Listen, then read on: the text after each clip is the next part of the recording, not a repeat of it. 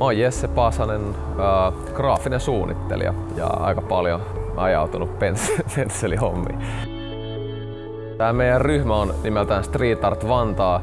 Me 2013 kesällä, tää oikeastaan lähti semmosesta, että mä oon ite Martinlaaksosta kotoisin. Ja sit mä olin aina miettinyt, että miksi tunnelit on ankeita ja harmaita. Ja sit me pistin vaan semmosen työpajan pystyyn, että tuli Martinlaakson lukiosta oppilaat ja sit maalattiin siinä se tunneli.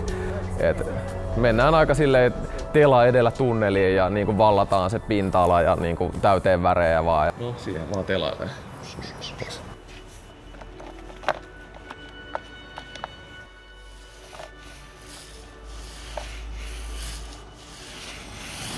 Aivan kuin koiraa ulkoa.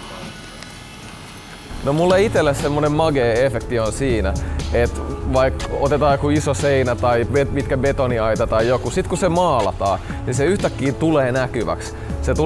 Se voi jopa parhaimmillaan luoda sitä paikallista identiteettiä, että jengi voi olla silleen, että hei, nähdään siinä keltaisen seinän luona tai että se niinku, mikä oli ennen ikävä harmaa, ehkä sotkunen mesta, niin siitä tuleekin siitä niinku kaupunkilaisten oma. Ihmiset osallistuu työpajaan, jos siitä maalataan, kertoo siitä kavereille, tehdään yhdessä.